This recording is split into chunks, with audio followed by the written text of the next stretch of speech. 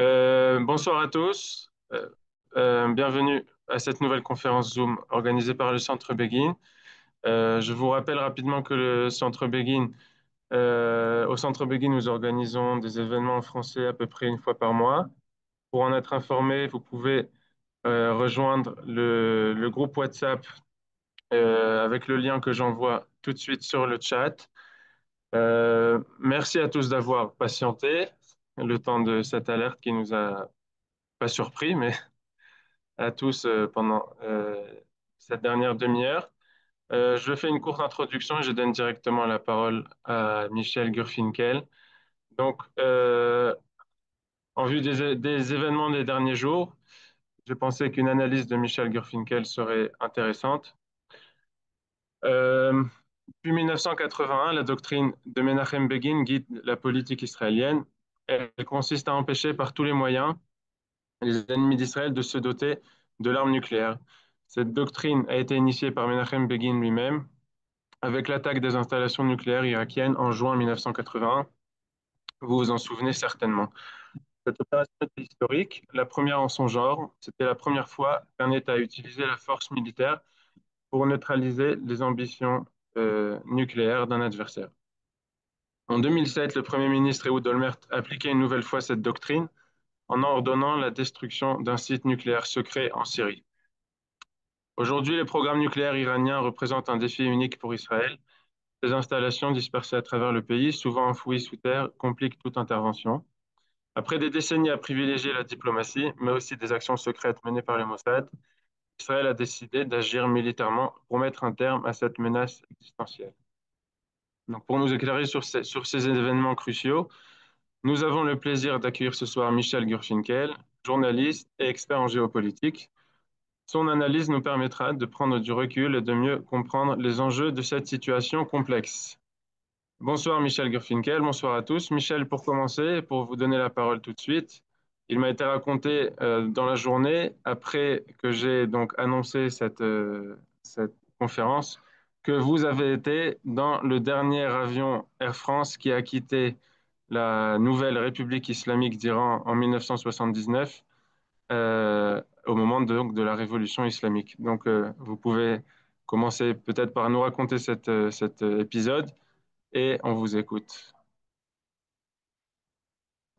Je vous donne la parole. Il faut que... Voilà. Voilà. C'est bon? Voilà, on vous Oui. entend. Vous m'entendez? Très bien. Bon, très bien. Vous savez, on dit que le journalisme, c'est de l'histoire à bout portant. Voilà. Peut-être qu'il faut dire aussi que l'histoire, c'est le journalisme en rétrospective, que c'est le journalisme avec l'avantage de la profondeur du champ de vision. Euh, il y a un lien, effectivement, entre euh, les deux approches. Euh, L'approche plus immédiate du journalisme, plus réflexive de l'histoire. Au moment de la révolution iranienne, effectivement, je me trouvais à Téhéran. Je vivais en quelque sorte en direct cet événement. Et il y a beaucoup de choses à dire sur une révolution. C'est toujours quelque chose d'impressionnant que de voir un régime qui passait pour être extrêmement puissant, extrêmement autoritaire, s'effriter, de voir peu à peu les allégeances se transférer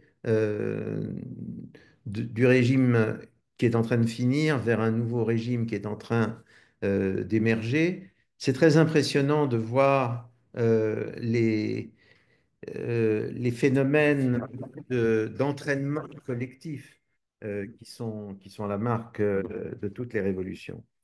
Mais une chose supplémentaire qui m'avait frappé lorsque j'étais à Téhéran. Euh, La première chose, deux choses supplémentaires, excusez-moi, j'ai dit une chose, deux choses supplémentaires. La première chose, c'est que comme il y avait un couvre-feu à Téhéran à ce moment-là, Et comme par ailleurs, il y avait beaucoup de journalistes présents en Iran, mais qui ne pouvaient pas plus sortir le soir, et qui de toute manière ne connaissaient pas le persan, n'avaient pas de contact sur place, il se trouvait que tous les soirs, dans les trois ou quatre hôtels où étaient réunis les journalistes, réunis un peu selon des affinités culturelles, tous les journalistes latins, c'est-à-dire les Français, les Italiens, les Espagnols, les Sud-Américains, se retrouvaient à l'hôtel Parc, charmant petit hôtel un peu rétro ou vintage, on dirait aujourd'hui, qui se trouvait à côté du bazar. Les Anglo-Saxons et les Allemands se trouvaient à Lilton, qui était dans un secteur beaucoup plus central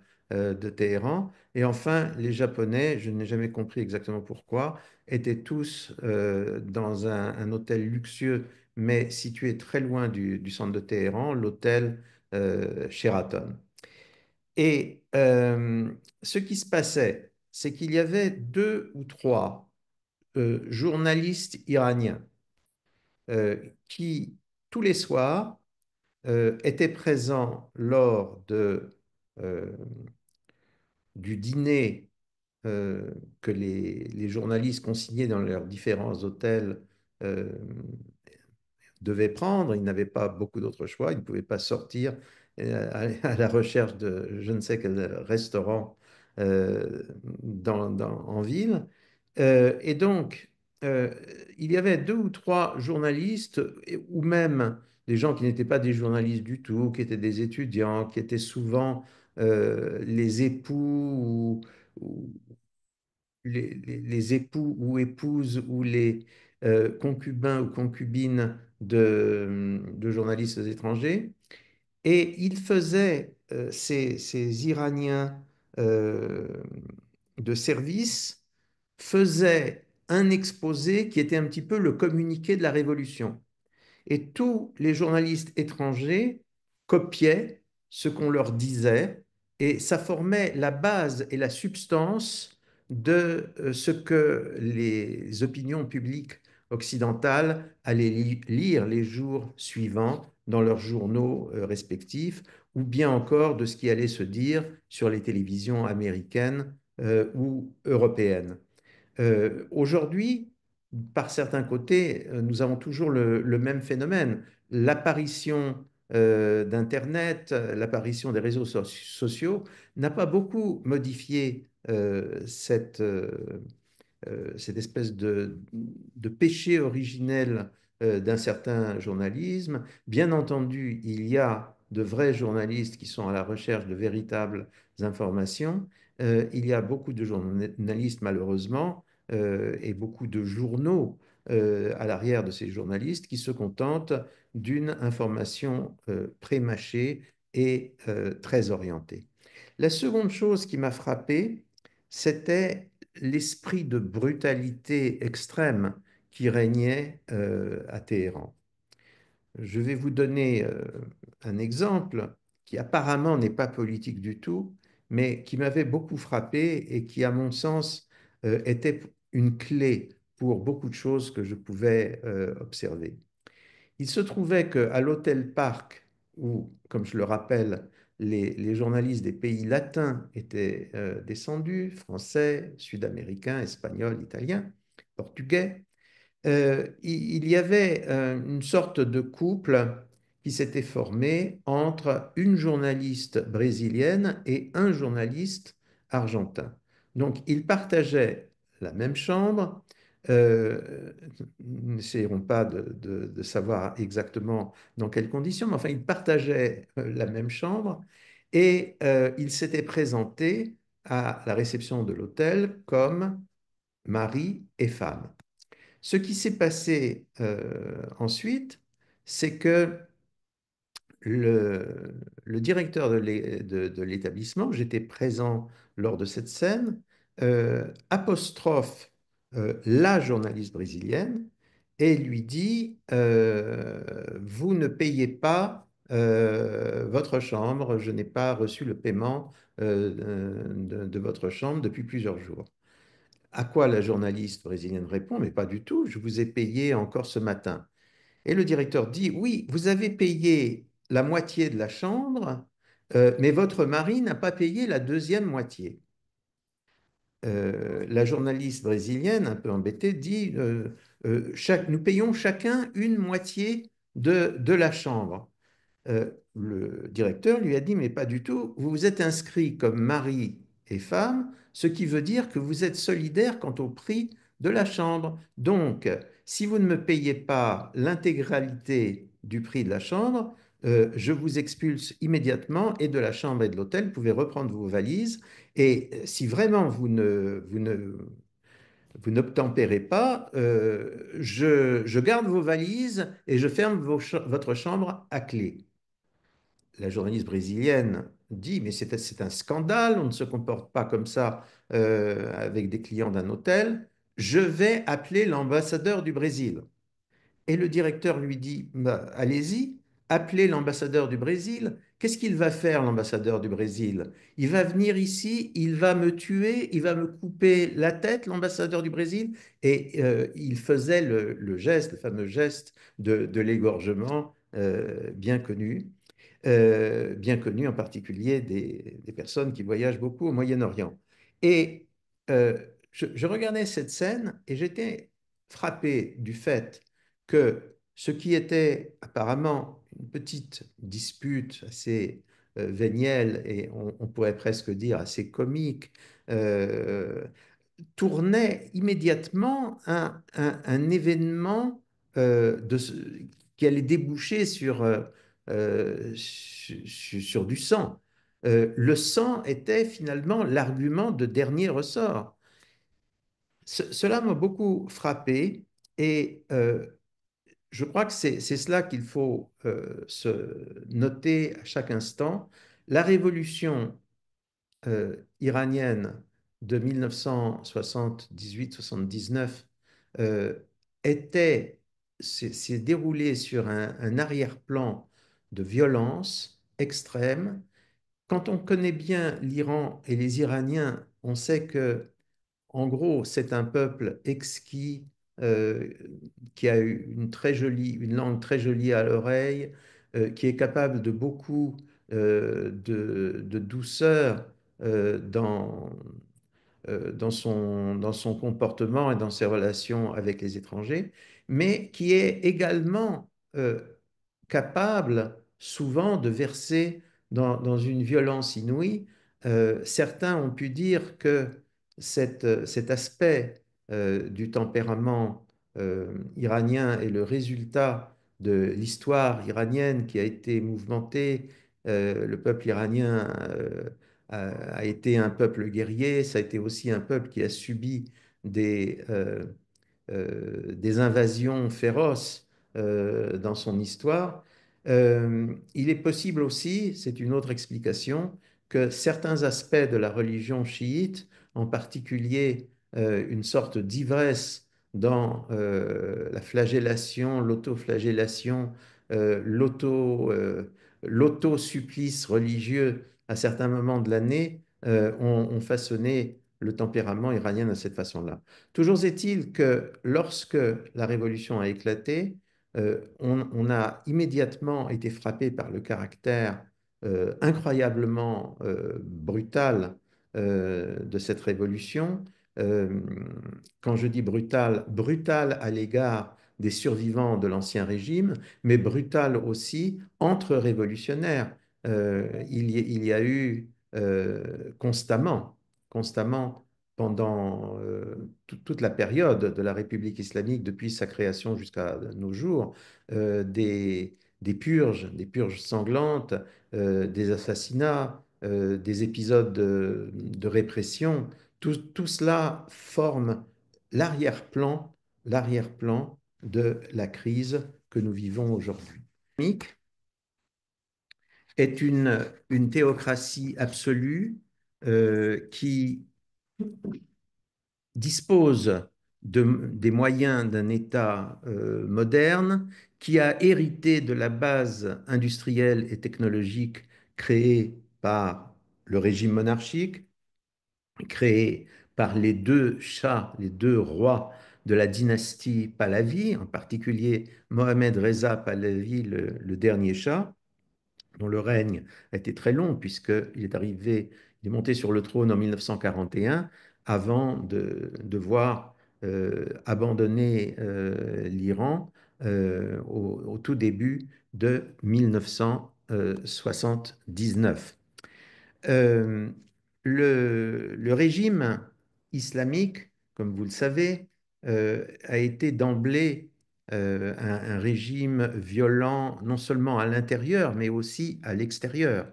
On l'a un peu oublié aujourd'hui, mais s'il y a eu une guerre de 10 ans pratiquement entre l'Iran et l'Irak dans les années 1980, cette guerre a éclaté parce que l'Iran a tenté d'envahir l'Irak et de déstabiliser, de renverser le régime qui lui aussi était un régime détestable de Saddam Hussein en Irak. La grande obsession du régime islamique, c'est la lutte mondiale de l'islam, d'un islam dirigé par le chiisme très particulier qui était celui de l'ayatollah Khomeini, contre, euh, on peut dire pratiquement le reste du monde, mais en particulier contre l'Occident. L'Occident, dans la vision euh, de Rouhollah Khomeini et dans la vision du régime qu'il a institué, c'est Satan, c'est le grand Satan. Alors, le vrai grand Satan, c'est l'Amérique, et il est accompagné d'un petit Satan qui est Israël, qui est le peuple juif en réalité. Cette, on a longtemps voulu croire que ces propos, ce discours, ce narratif relevait de la simple idéologie et que les dirigeants du régime institué par Khomeini, la République islamique, étaient capables de réalisme, de pragmatisme, et qu'avec le temps, ils chercheraient tout simplement à développer l'Iran et à coopérer, à s'insérer dans la coopération mondiale. On a sous-estimé le fait que ce régime euh, était tout à fait déterminé dans son projet et que ce régime en particulier s'est lancé dans une conquête de l'ensemble du Moyen-Orient, conquête fondée en partie sur l'utilisation des minorités chiites là où elles pouvaient se trouver. Il y a des minorités chiites, il y a même en réalité une majorité de la population qui est chiite en Irak, il y a des minorités chiites très importantes en Syrie, il y a des chiites également, et des chiites même de la même secte exactement que celle qui est au pouvoir en Iran, au Liban. Il y a des chiites disons, avec une théologie légèrement différente au Yémen. Et au-delà de cette tentative, ce procédé de mobilisation des noyaux chiites dans l'ensemble du Moyen-Orient, le régime de la République islamique a également euh, inventé des formes de coopération avec des organisations islamistes sunnites.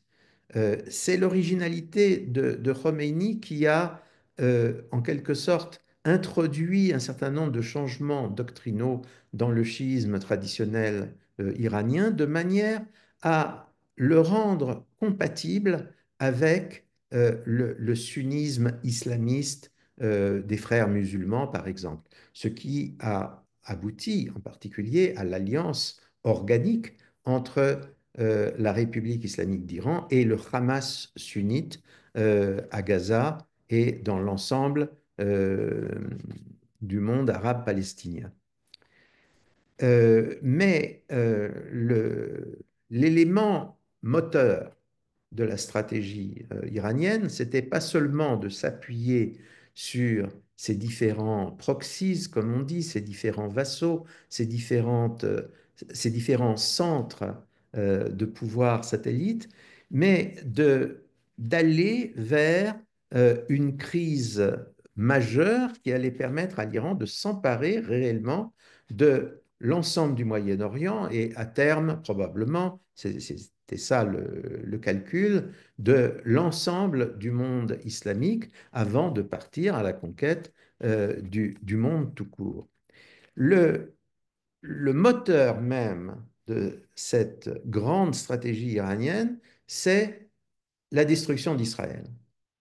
La destruction d'Israël parce que Israël était déjà, disons, bien installé comme l'ennemi absolu du monde musulman, comme l'ennemi de la nation arabe, mais également parce que il y a disons, appelons ça des doctrines ou des fantasmes propres à l'islam chiite qui tendent à diaboliser particulièrement les juifs, avant même d'ailleurs que ces juifs ne soient devenus des Israéliens. On- à nouveau, on n'a pas prêté tellement d'importance tout à fait au début au fait que une des unités d'élite du pouvoir du nouveau pouvoir institué par Khomeini s'appelle la brigade ou division ou unité Al-Quds, c'est-à-dire Jérusalem. On a pensé que c'était une formule, mais ce n'était pas du tout une formule. Cette unité spéciale des gardiens de la Révolution, c'est-à-dire en gros des SS ou Waffen-SS du régime islamique créé par Khomeini, cette c'est, disons, cette unité tout à fait particulière, elle avait à la fois pour but de lutter contre Israël, de planifier, d'organiser et d'entraîner des personnels et des troupes en vue de la destruction d'Israël, et par le même moyen de déstabiliser l'ensemble du monde arabe et musulman. Dans le même temps, l'Iran s'est lancé dans l'élaboration d'un armement nucléaire. Pour être tout à fait honnête, la tentation nucléaire a pu exister avant même l'instauration du régime islamique. Il est probable que sous le régime du Shah, déjà, il y avait cette idée qu'un Iran nucléaire serait plus respecté dans le monde entier. Mais la nouveauté a été que sous le régime islamique, on est véritablement passer à un effort systématique, bien organisé, euh, très à la fois patient et obstiné pour que l'Iran se dote de les, tous les caractères et de tous les instruments d'une puissance militaire. Cela signifie que l'Iran dispose de centrales nucléaires, que l'Iran dispose des processus d'enrichissement qui permettent de créer le matériau nécessaire à l'élaboration de bombes nucléaires, que l'Iran met au point des engins atomiques, que l'Iran enfin se dote des moyens, des vecteurs qui permettent d'acheminer ces armes nucléaires. Les vecteurs, il peut y avoir plusieurs types de vecteurs, mais le vecteur par excellence que l'Iran a voulu développer, ce sont les missiles. Cet ensemble de facteurs a fini par euh, devenir extrêmement voyant à la fin des années 1990 et au début des années 2000. Auparavant, vous vous rappelez peut-être qu'il y avait des menaces nucléaires diverses dans le monde arabe, et c'était des menaces qui souvent étaient dirigées contre Israël. Je pense par exemple à la menace irakienne et à la menace libyenne. En Libye, le dictateur Kadhafi avait accepté à un certain moment de démanteler son potentiel nucléaire, qui n'était pas d'ailleurs un potentiel extrêmement développé. Dans le cas irakien, ça a été beaucoup plus compliqué et mouvementé. À un certain moment, en 1982, sous Menachem Begin, et alors que Ariel Sharon était ministre de la Défense, vous vous rappelez que un raid israélien avait détruit la centrale dite Osirak. Son vrai nom était Tammuz. Le nom Osirak venant, euh, c'était un jeu de mots sur celui du président français ami de Saddam Hussein, le président Chirac, n'est-ce pas? Donc, quelque chose de très spectaculaire qui avait mis fin aux capacités nucléaires de l'Irak. L'Irak conservait cependant des capacités balistiques qu'il a essayé d'utiliser lors de la première guerre, après qu'il se soit emparé du Koweït et après qu'une coalition internationale soit intervenue contre lui pour lui faire rendre gorge. Euh, mais en Iran, on a commencé à constater dans les années 1990 que puis dans les années au début des années 2000, on a commencé à voir s'accumuler les preuves indiscutables de l'accélération d'un programme multi-azimut de la part de l'Iran en vue de se doter et de l'arme nucléaire et des vecteurs permettant à cette arme nucléaire de fonctionner. On a beaucoup dit que euh, le, le directeur de l'Agence internationale euh, de l'énergie atomique, longtemps en place, qui s'appelait Al-Baradei et qui avait des liens divers avec le Moyen-Orient et avec l'Iran, avait fait de son mieux pour minimiser les éléments inquiétants du développement du programme nucléaire iranien.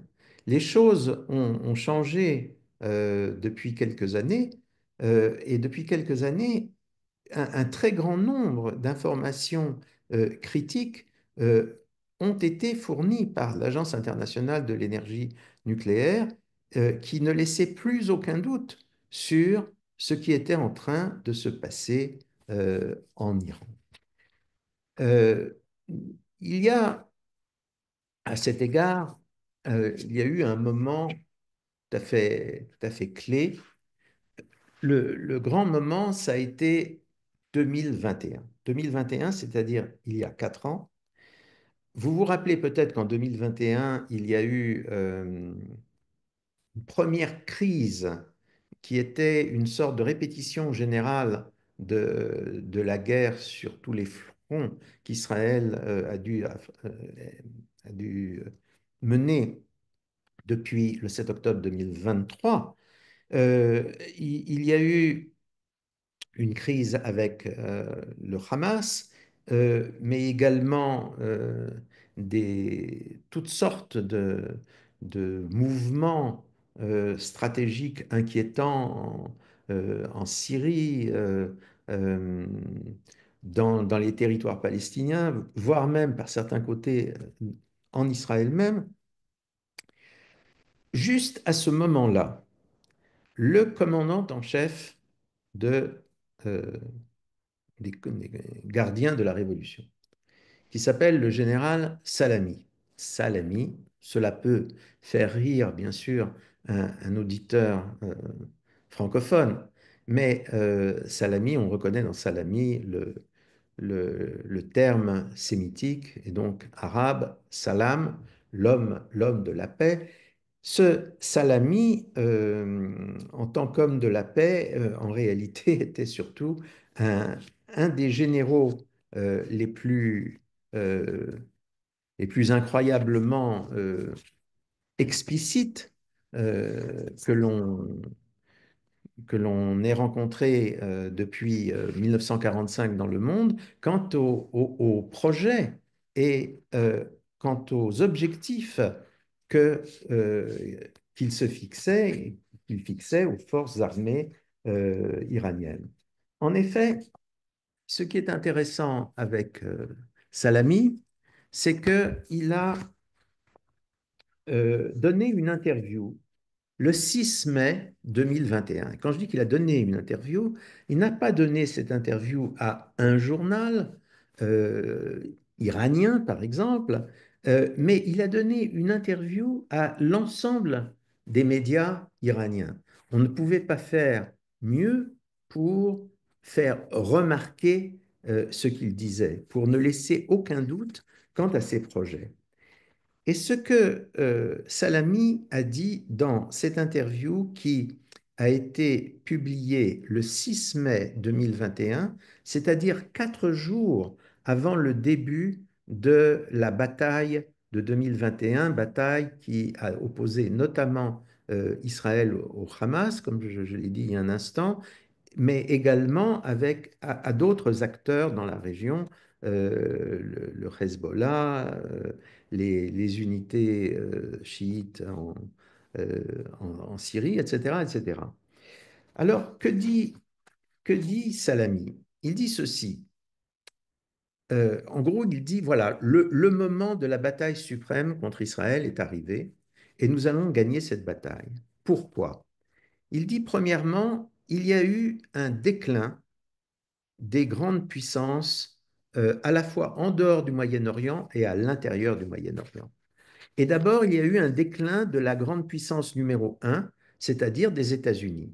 Les États-Unis, si arrogants sous l'administration de Donald Trump, sont passés sous une autre administration, l'administration du président Biden, qui ne cesse visiblement de s'affaiblir.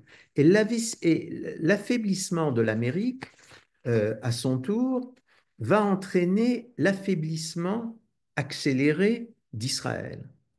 Salami ajoute, Israël sans l'Amérique ne va pas survivre, d'autant plus que Israël est entré, le régime sioniste, plutôt comme il s'exprime, est entré dans une crise finale, une crise politique dont il n'arrive pas à sortir, allusion au fait que il y a eu en Israël, comme vous savez, des élections à répétition et une absence de majorité parlementaire. On peut penser ce que l'on veut du régime politique israélien, on peut déplorer les excès du régime parlementaire en Israël, mais d'un autre côté, c'est tout simplement la preuve qu'Israël est une démocratie.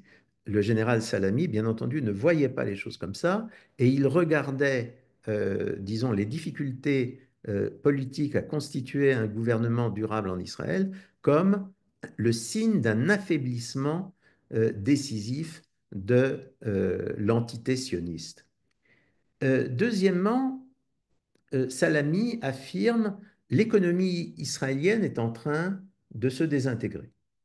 Alors là, il faut bien dire une chose, c'est que il fallait lui laisser l'entière responsabilité d'une affirmation de ce genre, puisque pendant l'année 2021, en réalité, le taux de croissance d'Israël a été de 8,1%, ce qui dépassait de plus de 3% le taux moyen de l'OCDE, qui était de 5%. J'aurais la charité de ne pas rappeler ce qu'a pu être, par exemple, le taux de croissance de la France au même moment.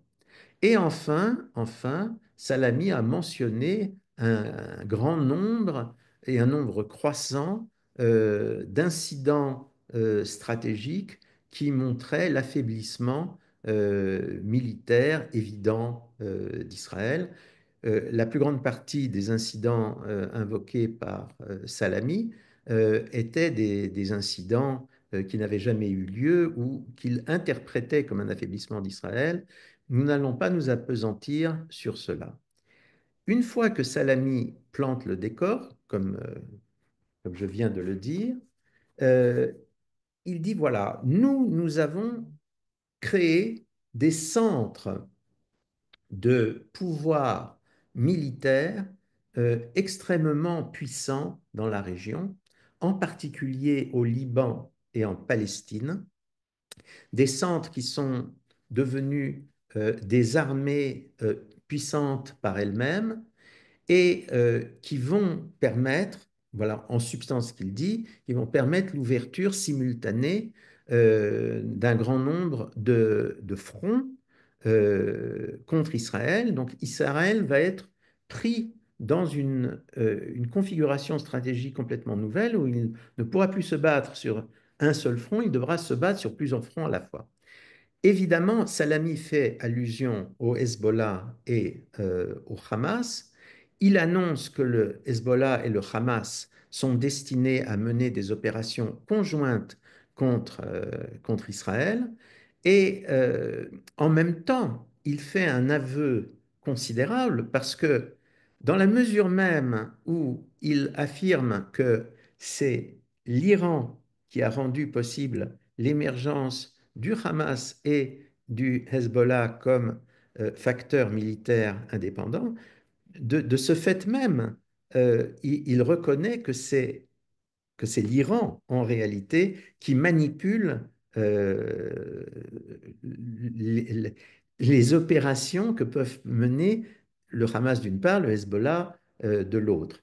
Alors c'est très intéressant comme aveu parce que en réalité, cela doit quand même nous amener à penser, cela devait amener à penser les observateurs euh, réalistes à partir de ce moment-là, à partir de 2021, que en réalité, il n'y avait pas à ce moment-là, il n'y a pas eu depuis de guerre israélo ou de conflit israélo-palestinien ou bien israélo-libanais au Moyen-Orient, mais il y avait purement et simplement un conflit entre le régime islamiste iranien et Israël, où le Hezbollah libanais et le Hamas palestinien servaient de simples supplétifs à l'Iran.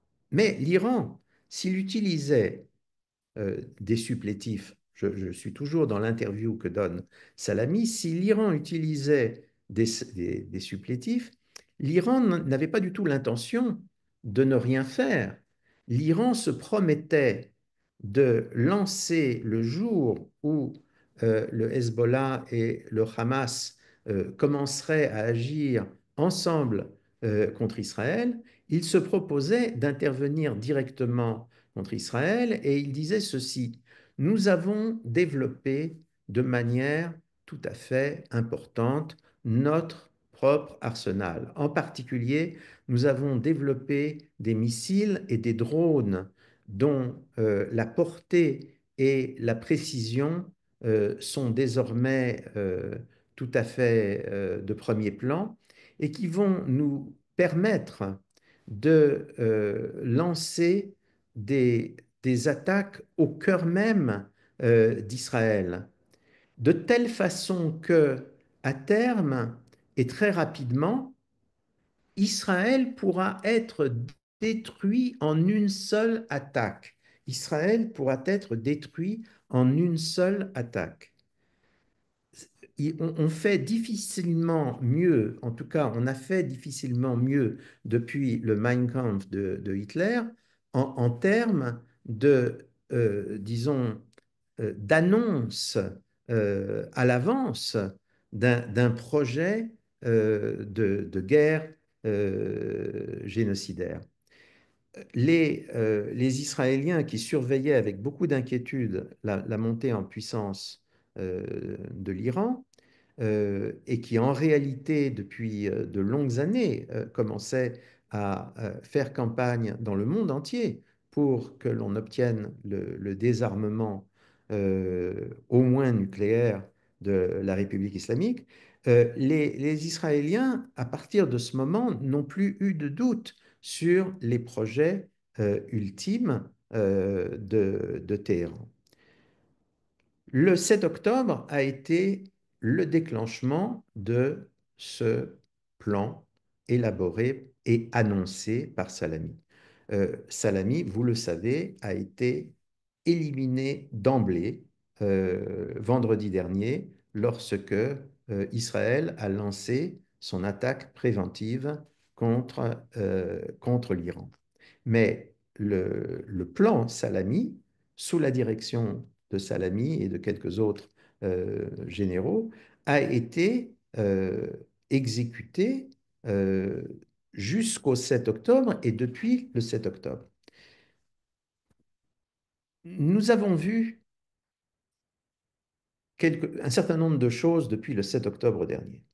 Nous avons vu à quel point euh, Israël avait été pris par surprise ce 7 octobre, à quel point certaines intoxications des services de renseignement israéliens avaient été efficaces et avaient entraîné des erreurs d'appréciation et un désarmement unilatéral de la défense israélienne dans certains secteurs. Mais cette défaillance, s'il faut la comparer en termes d'histoire militaire mondiale, cette défaillance peut être comparée peut-être à ce qui s'est passé à Pearl Harbor. À Pearl Harbor en 1941, les Japonais parviennent effectivement à infliger des destructions considérables à la flotte américaine dans le Pacifique, mais les Japonais ont sous-estimé la capacité de riposte globale des États-Unis. De la même manière, lorsque le Hamas lance ses opérations le 7 octobre, et nous savons que ce que nous avons vu le 7 octobre n'était que la première vague d'opérations plus puissantes, il n'a pas mesuré l'ampleur de la réaction israélienne et de ce qui allait devoir se passer ensuite. Ce que nous avons vu ensuite, c'est euh, Gaza. Gaza, fondamentalement, c'est une guerre où les Israéliens ont été pris entre trois obligations, à la fois stratégiques et morales. La première obligation, c'est de pouvoir sauver la vie du plus grand nombre d'otages se trouvant entre les mains du Hamas. La deuxième obligation, c'était euh, d'éviter autant que possible et le plus possible les pertes civiles dans leurs opérations. Et la troisième opération, dans un terrain de combat extrêmement difficile, il n'y a pas de combat de terrain militaire plus atroce et plus difficile que la guerre urbaine, et surtout la guerre urbaine telle que le Hamas et d'autres organisations dans la région l'entendent, c'est-à-dire la transformation de zones urbaines en véritables forteresses souterraines. Euh, un champ de bataille particulièrement dangereux et où le moindre mouvement peut se révéler extraordinairement coûteux, non seulement en vie humaines chez les civils ennemis, mais également en pertes humaines très lourdes du côté israélien. Ces trois obligations morales et stratégiques à la fois ont expliqué beaucoup d'aspects de la guerre de Gaza, mais nous pouvons dire aujourd'hui euh, sans vouloir préjuger de ce que sera euh, réellement le dernier moment et le point final de la bataille de Gaza, nous pouvons dire d'ores et déjà que le dispositif du Hamas a été anéanti et que Gaza, en tant que base d'agression contre Israël, a été détruit. Deuxièmement, Israël a, de manière totalement inattendue et avec une efficacité prodigieuse, était capable de décapiter complètement le Hezbollah et en fait d'anéantir complètement, euh, peut-être pas complètement, mais très largement, les capacités militaires de cette organisation. Ce qui a entraîné l'effondrement du régime euh, de, de la famille Assad en Syrie. Euh, on peut avoir toutes sortes de réservations sur ce qui s'est mis plus ou moins en place à la suite de l'effondrement du régime Assad, mais il n'en reste pas moins que le régime Assad était un maillon essentiel du dispositif mis en place par Salami et ce maillon, lui aussi, s'écroulait. Il y a eu le lancement concomitant avec les attaques du Hamas et du Hezbollah, le lancement de missiles balistiques depuis le Yémen à partir de la milice chiite Houthi. Là encore, les Israéliens ont été capables d'agir en profondeur, très loin de leur base.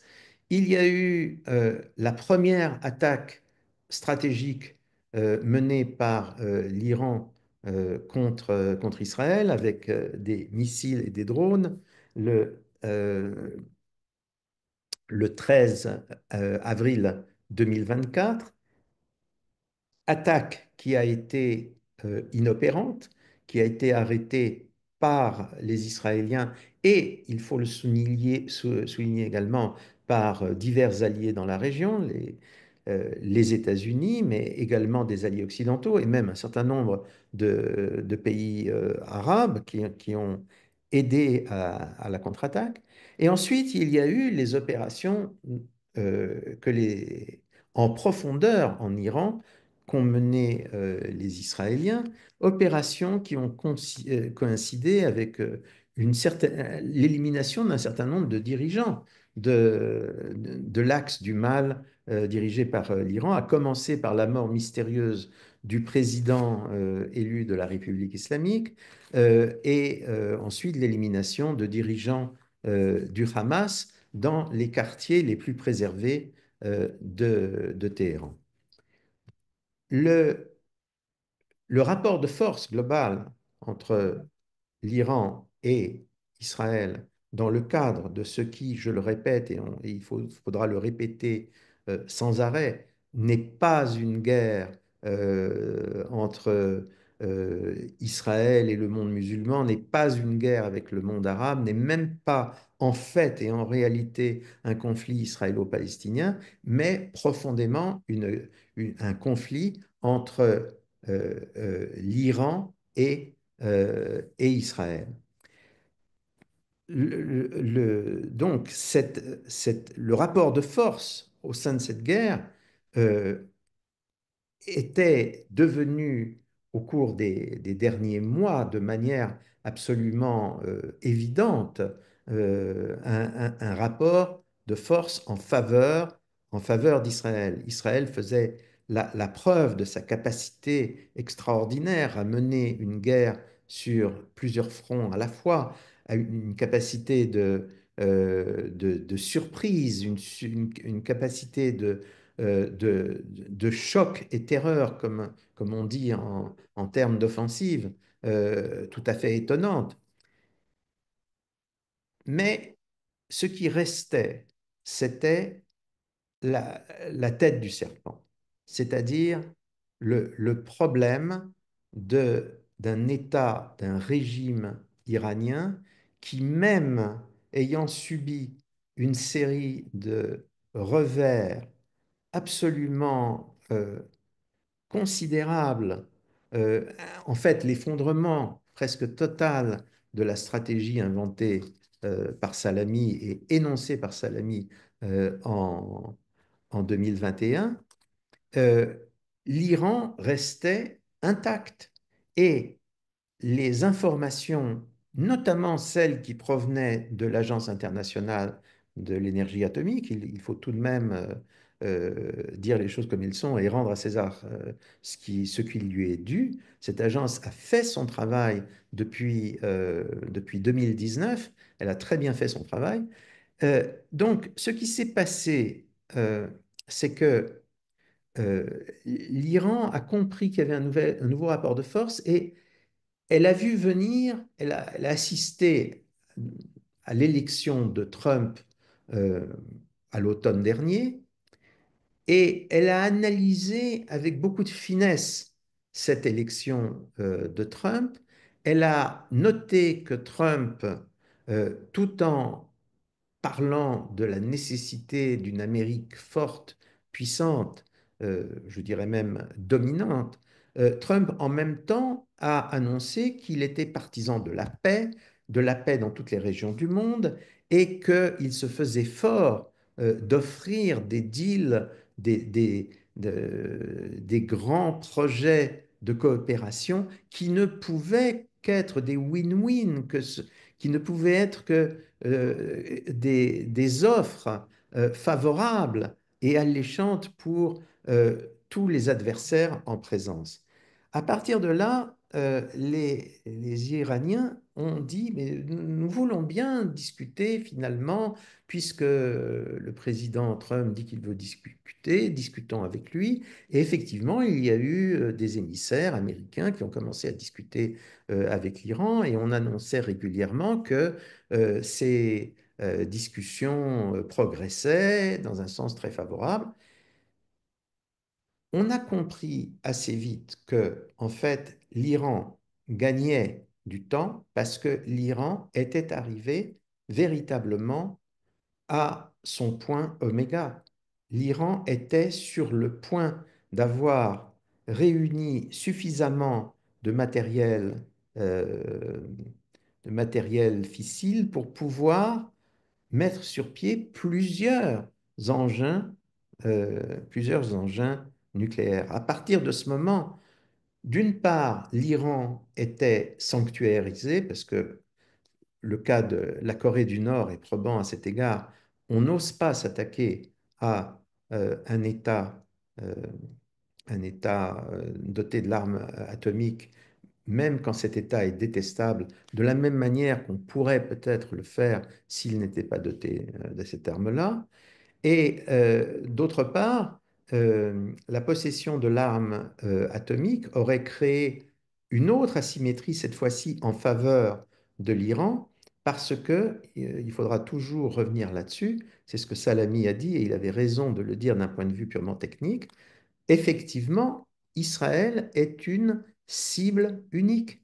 Israël, il y a une fragilité stratégique fondamentale dans le cas d'Israël, c'est que comme le territoire israélien est petit et comme la population israélienne est rassemblée dans trois centres urbains d'ailleurs interconnectés, le Grand Tel Aviv, le Grand Jérusalem et le Grand Nord, le Grand Haïfa, en gros, c'est ça Israël. En réalité, une seule frappe nucléaire ou la menace d'une seule frappe nucléaire peuvent suffire pour désarmer Israël et pour l'empêcher de se protéger, notamment face à des opérations terroristes comme celle d'octobre 2023.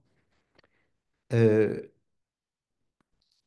à ce point, qu'est-ce qui s'est passé? Il s'est passé deux choses. Il s'est passé que du point de vue israélien,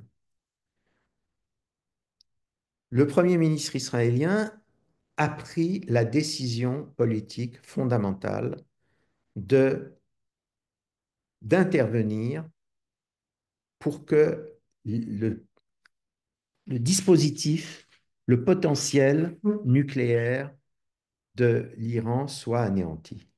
Et cette destruction ne pouvait pas être faite, et les Israéliens le savaient depuis de nombreuses années, ne pouvait plus être faite par le moyen d'un seul raid aérien comme en 1982 contre l'Irak, mais ne pouvait plus être faite qu'au moyen d'opérations multiples en profondeur. Et en réalité, cela revient à dire qu'au moyen d'une guerre absolument implacable et déterminante contre l'ensemble de la puissance iranienne. Dans une démocratie, le militaire, il construit l'outil de la défense nationale et c'est le pouvoir politique, en l'occurrence un pouvoir politique élu, qui prend la décision finale de faire la guerre ou de ne pas faire la guerre.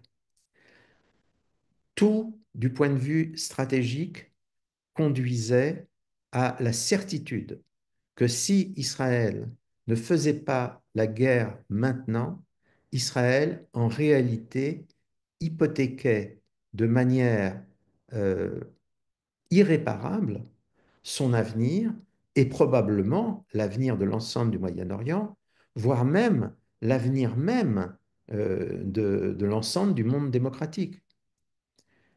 Et donc, je crois que c'est une décision extrêmement difficile que euh, le Premier ministre israélien Benjamin Netanyahou a dû prendre, quand on sait les difficultés inimaginables sur le plan politique intérieur et sur le plan de la guerre multifront depuis le 7 octobre qu'il a dû affronter, quand on se dit que dans ce contexte-là, il a premièrement été capable de garder le secret absolu sur ce que l'armée et lui-même préparaient, et qu'il a été capable de prendre la décision fondamentale d'aller frapper l'ennemi seul, l'Amérique ayant clairement dit nous n'allons pas, nous, intervenir, en tout cas pas intervenir maintenant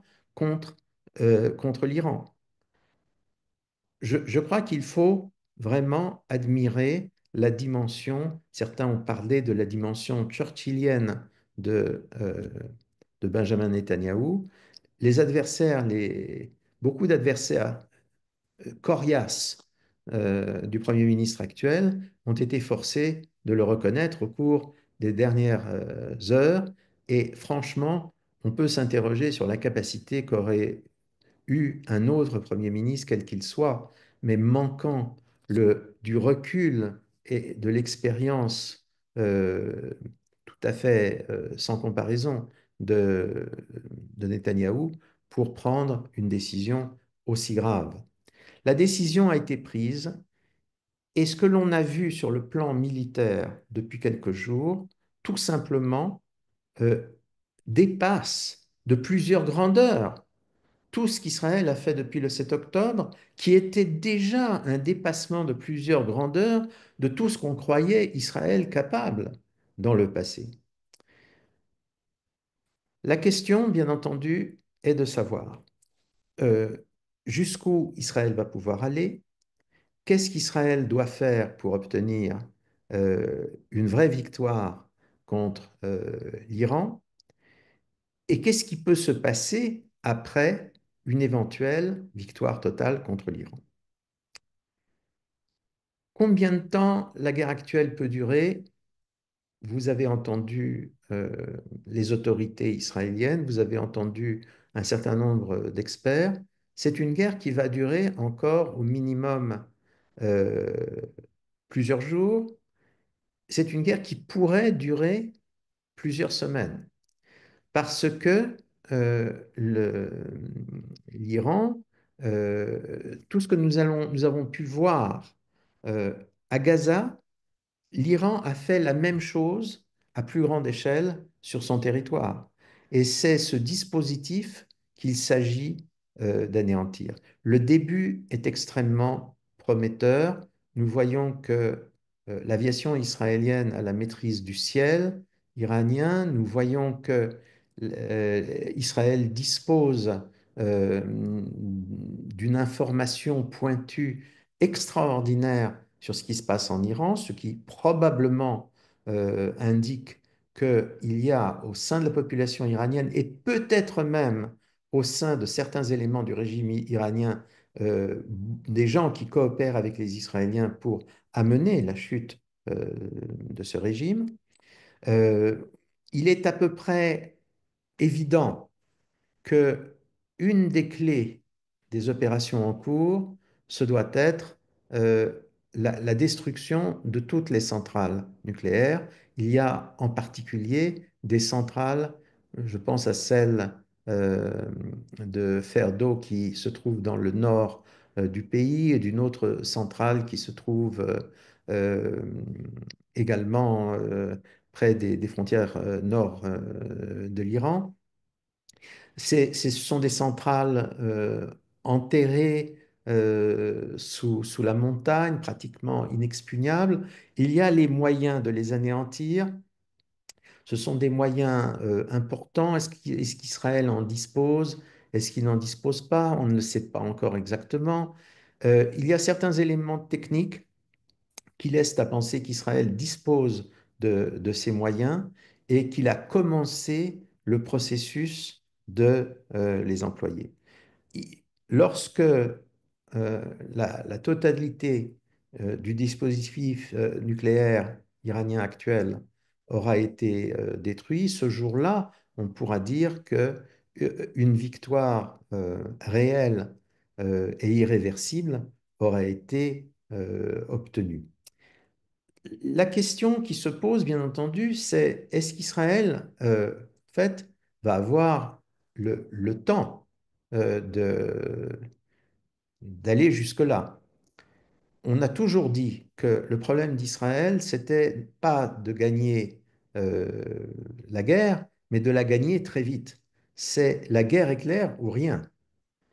La hantise d'Israël a été de passer de la guerre éclair à des guerres d'usure diverses et variées sur des terrains divers et variés. Le seul pays aujourd'hui, à l'instant où nous parlons, qui a un moyen de pression évident sur Israël, c'est l'Amérique, l'Amérique de Trump.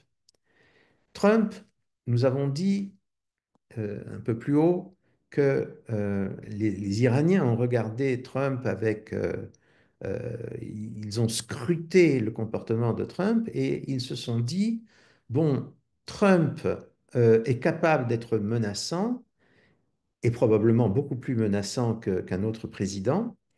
Mais d'un autre côté, il est tellement, il a fétichisé à ce point ce qu'il qualifie de l'art du deal, de sa capacité à établir des consensus tout à fait originaux qui permettraient la réconciliation d'adversaires et qui permettraient d'avancer à la fois l'intérêt de pays tiers et ceux des États-Unis, que on peut peut-être obtenir beaucoup de choses de lui. Du point de vue israélien, le problème est que d'un côté, Trump a été, dans son premier mandat, le président le plus pro-israélien de l'histoire des États-Unis. Deuxièmement, dans ce mandat actuel, l'administration Trump 2 est, quand on prend individuellement les différents responsables au sein de l'administration, les différents ministres, les différents directeurs des grandes agences fédérales, nous sommes en présence de l'administration, non seulement de la Maison-Blanche, mais de l'administration la plus favorable à Israël dans l'histoire des États-Unis. Quand nous regardons la base électorale de Trump telle qu'elle s'est manifestée aux élections de l'automne dernier, nous avons en réalité l'électorat le plus pro-israélien de l'histoire des États-Unis. En gros, disons que les gens qui ont élu Trump sont pro-israéliens et pro-israéliens de manière déterminée dans une proportion de 80%. Et il y a 20% qui n'est pas pro-israélien. Il ne faut pas se dissimuler de l'existence de cette minorité-là. Mais il y a une majorité écrasante de 80% qui est totalement décidée à soutenir Israël. Malheureusement, les chiffres ne sont pas comparables aujourd'hui dans le Parti démocrate, qui était autrefois le parti par excellence que soutenait la communauté juive. Donc, les Israéliens se sont demandé, et en particulier, évidemment, Netanyahou, qui connaît intimement les États-Unis, puisqu'il a été élevé aux États-Unis, né en Israël, mais élevé aux États-Unis. Euh, la question est de savoir de quel côté l'administration Trump pouvait tomber.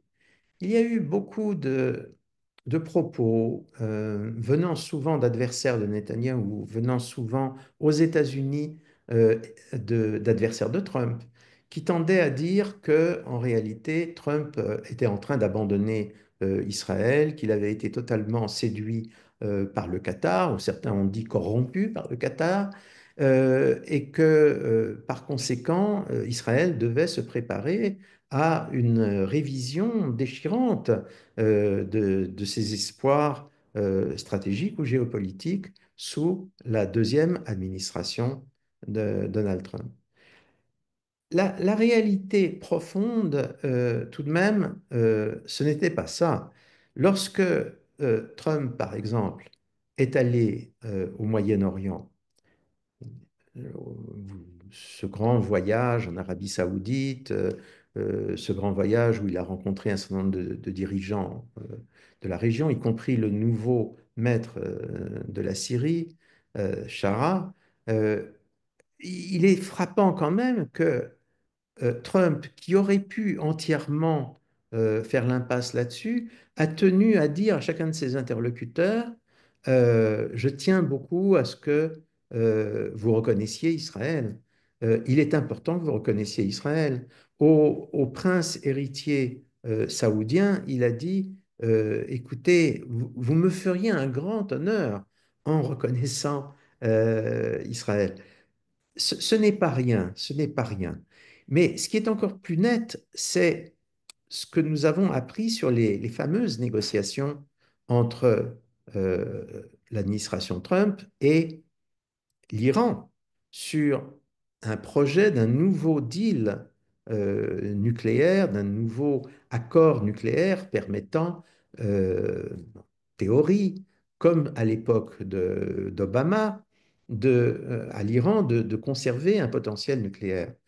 Il était déjà un peu étonnant que Trump, qui avait dénoncé l'accord qu'Obama avait signé avec l'Iran, euh, semble s'orienter vers un accord semblable. C'était assez étonnant, mais c'était étonnant parce qu'on n'entendait pas bien les choses. Et les choses, c'était que Trump disait, oui, mais la condition incontournable, c'est que l'Iran renonce totalement à son nucléaire militaire et qu'il renonce de manière tangible, qu'il renonce de manière prouvable, de manière contrôlable à son nucléaire militaire. Et là, les Iraniens disaient, mais non, non et non. Donc, lorsque l'on voit tout cela, on peut penser que euh, Israël va avoir les moyens, pendant quelque temps encore, de continuer son action stratégique. Une action stratégique qui, soit dit en passant, force l'admiration, mais une admiration cette fois-ci presque illimitée de tous les spécialistes de la chose militaire dans le monde entier, qu'ils soient amis ou ennemis d'Israël. Mais bien sûr, les amis d'Israël sont particulièrement impressionnés. Euh, on peut penser que le travail de sape total de la puissance iranienne, qui est déjà bien commencé, va se poursuivre. Alors, Dans cette hypothèse-là, qu'est-ce qui peut se passer? Nous avons été victimes d'une attaque par missile tout à fait au moment où devait commencer ce Zoom. Il va y avoir d'autres attaques parce que l'Iran dispose d'un arsenal considérable. Il y a des questions qui se posent sur la nature d'ailleurs de cet arsenal. L'Iran prétend qu'il maîtrise totalement une technologie révolutionnaire qui est la technologie hypersonique. Si c'était le cas, on serait vraiment confronté à une difficulté nouvelle et considérable. Mais il y a des raisons de penser qu'il y a une part d'exagération dans cette affirmation iranienne.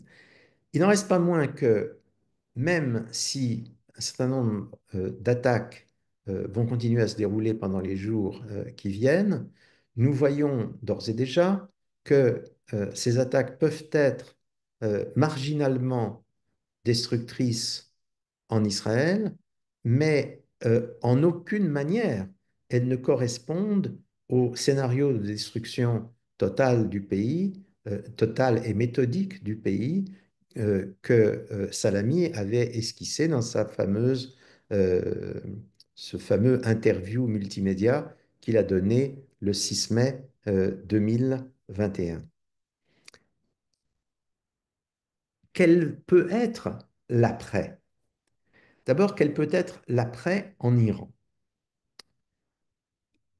Il y a beaucoup de raisons qui amènent à penser que le régime a reçu des coups dont il ne va pas pouvoir euh,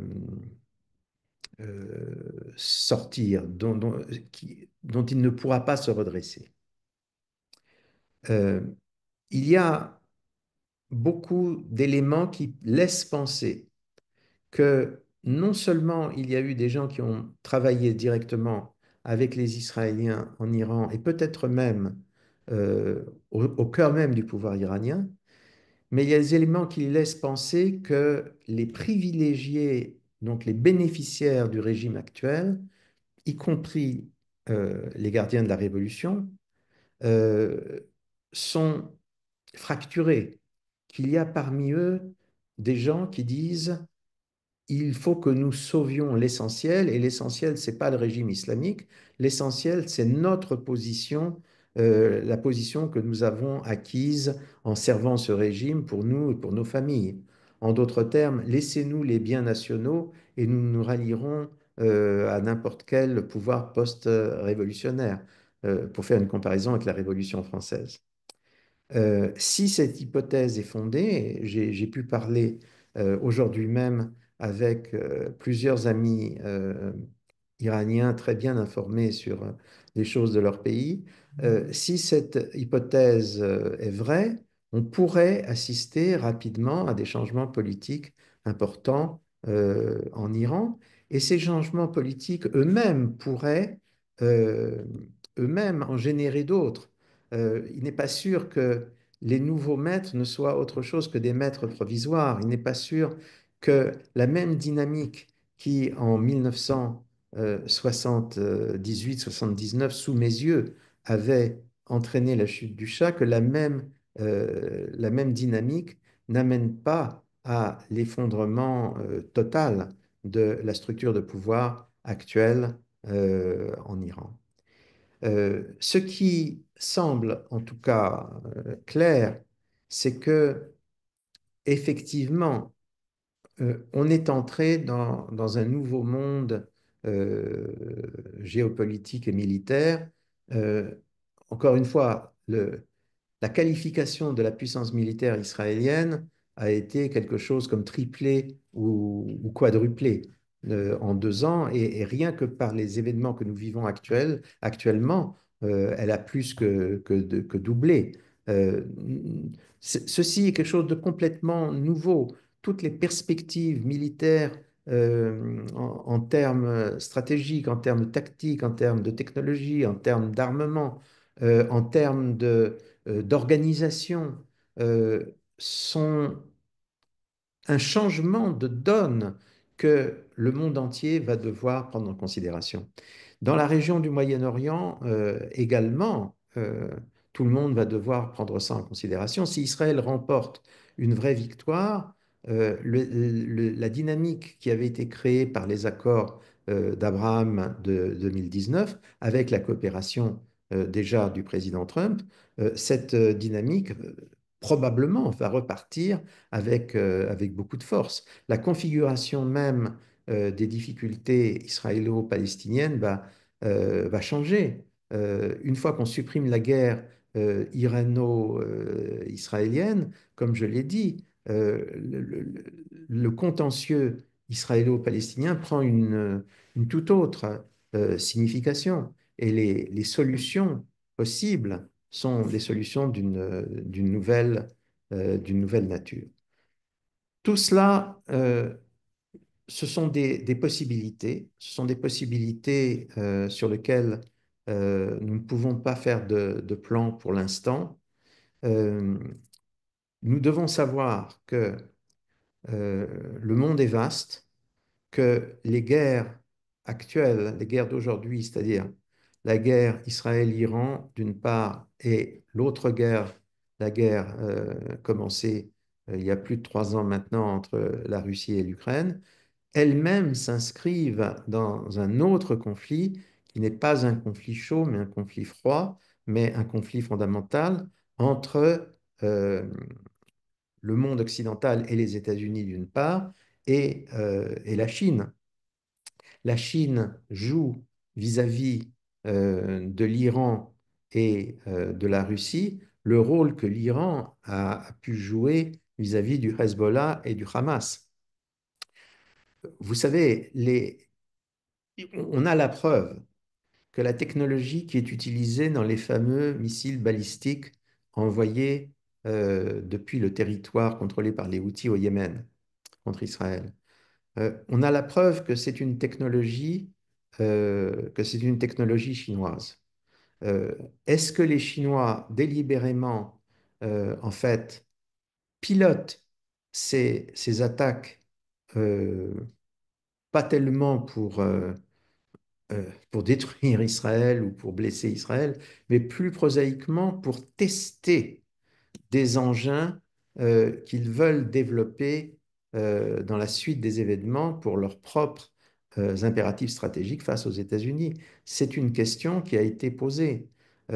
Et il est clair que cette dimension va influer en retour sur ce qui peut se passer au niveau régional entre Israël et l'Iran, entre Israël et ses voisins.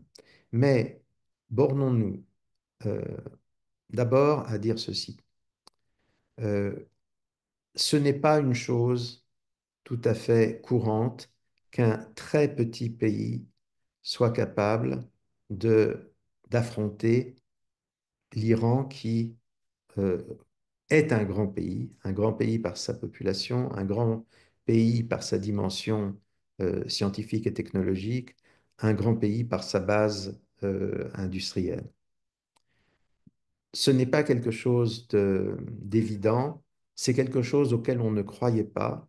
On ne croyait pas qu'Israël puisse soutenir un effort militaire d'une telle portée. Israël l'a fait. Et si Israël l'a fait, c'est que Israël s'y est préparé depuis très longtemps. Donc il y a quelque chose de profondément rassurant pour les Israéliens et pour tous les amis d'Israël dans le monde, dans ce qui vient de se passer. Ce qui est rassurant, c'est que euh, pendant toutes ces années où nous nous sommes interrogés sur des apparentes, euh, comment dire, réticences d'Israël à s'engager trop loin sur des apparentes hésitations, en réalité, à ce moment même, Israël travaillait, et dans le plus grand secret, à trouver des solutions pour les défis stratégiques les les plus démesurés. Et très largement, Israël a trouvé des solutions pour la plupart de ces défis. La deuxième chose qu'il faut dire, c'est que euh, Israël parvient à faire tout cela parce que, au-delà des querelles qu'il peut y avoir entre juifs ou entre Israéliens, et au-delà de la façon dont certains ont instrumentalisé ces querelles, le peuple d'Israël est particulièrement, particulièrement uni. Il y a dans tous les éléments du peuple d'Israël quelque chose qu'il faut bien appeler la foi. Alors, est-ce que c'est la foi religieuse euh, définie strictement par la Bible et les traditions rabbiniques? euh, oui, largement. Ça peut être aussi une foi d'une autre nature, mais sans la foi, on ne peut parvenir à rien. Ce que nous voyons aujourd'hui à travers Israël, c'est quand même une grande victoire de la foi, de la vraie foi, qui n'est pas une foi suicidaire, qui est une foi euh, pour, pour la vie et pour la construction de l'avenir. Et c'est une grande démonstration que le monde entier, en réalité, est en train de méditer. Il nous reste maintenant à tout simplement chercher la foi en nous-mêmes, prier, pourquoi pas, chacun à notre manière, et réfléchir à tout ce que les événements de ces dernières années, de ces derniers mois et de ces derniers jours nous ont appris. Merci beaucoup, Michel Gurfinkel. Je dois dire pour vous remercier que préciser au public que je vous ai sollicité aujourd'hui, il était c'est un peu avant 4 heures. Vous avez tout de suite accepté et le résultat était passionnant. J'avais aussi noté quelques questions pendant que vous parliez, mais vous avez répondu quasiment à toutes les questions. Vous poserai juste la question suivante. Vous avez parlé de, et ensuite ceux qui voudront pourront poser des questions, bien sûr. Vous avez parlé de la Syrie. Qu'est-ce que pense justement le nouveau président syrien de cette nouvelle situation et de l'affaiblissement de l'Iran? La seule chose que l'on peut dire du nouveau président syrien, sur la base de son comportement depuis qu'il a pris le pouvoir, c'est que, il a l'air d'être un homme extrêmement attentif à son environnement stratégique et géopolitique. C'est un homme qui mesure très bien les rapports de force qu'il a avec ses différents voisins. Euh, on voit que c'est quelqu'un qui veut présenter son régime comme un régime qui, à la différence des régimes syriens précédents, ne sera pas un régime perturbateur, ne sera pas un régime terroriste. Il a même affirmé que ce ne sera pas un régime islamiste. Euh, Tout cela, bien sûr, est approuvé. Mais ce que l'on peut inférer de l'image donc qu'il donne, c'est que il tient compte évidemment de ce que je viens de dire, c'est-à-dire de la démonstration saisissante de, de puissance que Israël est en train de faire. Voilà, c'est la première chose que je dois dire. Alors, pour ceux qui veulent poser des questions, pour éviter les cacophonies auxquelles nous sommes habitués sur Zoom, je vous propose de faire comme le monsieur ou la dame qui vient d'écrire une question sur le chat.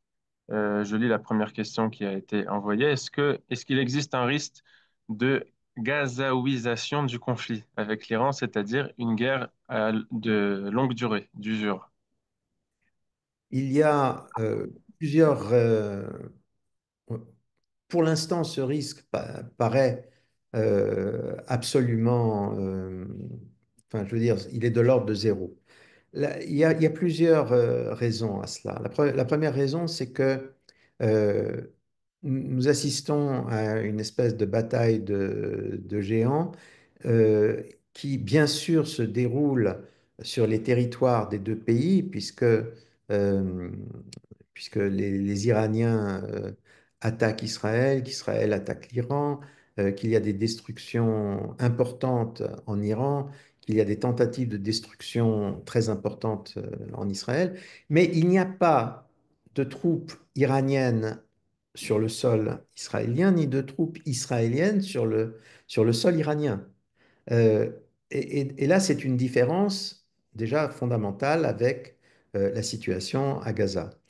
La deuxième chose, c'est que à Gaza, nous avons une population qui est à la fois prise en otage par le Hamas, mais également qui a subi euh, un endoctrinement, un lavage de cerveau absolument impitoyable de la part du Hamas et qui population qui aura besoin un petit peu comme par exemple, la population allemande, lors de l'effondrement du régime nazi, aura besoin d'un très long temps, d'un certain temps, en tout cas de récupération, avant de sortir de, euh, de cet endoctrinement. En Iran, on a une situation complètement différente. L'Iran, c'est d'abord une très grande culture. Ensuite, c'est un très grand État avec des structures, des traditions. Le régime de Khomeini s'est superposé à une culture dans une large mesure. Il a martyrisé, estropié cette culture, mais cette culture, tout de même, il n'a pas pu l'étouffer. Il est obligé de la tolérer sur beaucoup de plans. Toutes les personnes qui connaissent bien l'Iran vous raconteront que euh, dans la rue à Téhéran, par exemple, une femme ne peut pas se promener sans le fameux tchador, sans le fameux voile iranien, lequel voile iranien, par parenthèse, existait déjà avant l'islam, et le Talmud en parle avant même que l'islam existe. Euh, donc, c'est certain, dans la rue, c'est impossible, mais en même temps, à l'intérieur des maisons, à l'intérieur des familles et des amis, euh, une grande partie des Iraniens sont très au courant de ce qui se passe en Occident et veulent vivre à l'occidental et vivent déjà à l'occidental. Euh, il y a une détestation du régime actuel dans une grande partie de la population iranienne et dans une autre grande partie de cette population, il y a une grande fatigue à l'égard de ce régime. C'est ce qui veut dire que si le régime s'effondrait, et notamment s'il s'effondrait par division interne, on pourrait assister très rapidement à un rejet complet de la vision du monde qui a été imposée depuis 1979. Et s'il y a ce rejet complet, presque instantanément, on peut avoir un Iran qui s'intéresse à la paix, à la coopération, à de bonnes relations avec Israël. Tout cela peut être possible dans des délais extrêmement rapides. Donc, je crois qu'on est tout à fait dans un autre registre que celui de Gaza. Une question du chat, est-ce que y a-t-il un risque de dégénérescence de ce conflit vers un conflit plus global ou voire même une guerre mondiale? Je ne crois pas. Je ne crois pas parce que si ce risque était réel, dans ce cas-là, je crois que à ce moment-là, Trump effectivement interviendrait et que pour que imposerait peut-être, disons, à Israël d'arrêter ses opérations. C'est tout à fait possible. On n'en est pas là. On n'en est pas là. Ce n'est pas vraiment, à mon avis, ce n'est pas vraiment quelque chose que Trump a jamais envisagé. Mais pour l'instant, on n'est pas dans ce cas de figure. Comment le conflit pourrait-il s'internationaliser? Le Pakistan a dit que si les États-Unis intervenaient avec Israël contre l'Iran, le Pakistan interviendrait contre les États-Unis. Ne me faites pas rire. Ne me faites pas rire. Est-ce que le Pakistan veut vraiment donner à l'Inde voisine l'occasion rêvée de mener une opération à l'israélienne contre lui. Ce n'est pas très sérieux. La Chine, évidemment, regarde tout ça avec beaucoup d'intérêt et la Chine entend bien tirer les marrons du feu. Mais une intervention directe, une entrée directe en guerre d'une façon ou d'une autre, c'est très peu croyable, d'autant plus que s'il y a un terrain où la Chine est tentée d'agir aujourd'hui, c'est plutôt l'Extrême-Orient, c'est plutôt Taïwan. La Russie, euh, la Russie est dans une situation très compliquée. Et j'ajouterais que la Russie, évidemment, a beaucoup soutenu l'Iran, notamment parce que l'Iran a soutenu la Russie de diverses façons depuis la guerre avec l'Ukraine. Mais la Russie a veillé depuis, depuis longtemps et continue à veiller aujourd'hui à ne pas entrer en conflit direct avec Israël. Et il y a des relations entre Israël et la Russie qui se maintiennent, qui sont paradoxales, qui sont compliquées, mais qui se maintiennent. Donc je ne vois pas une internationalisation. Le dernier pays auquel on pense, évidemment, c'est la Turquie. Chacun sait que le président Erdogan est un peu imprévisible. Je ne crois pas qu'il le soit au point d'entrer dans un guêpier pareil aujourd'hui.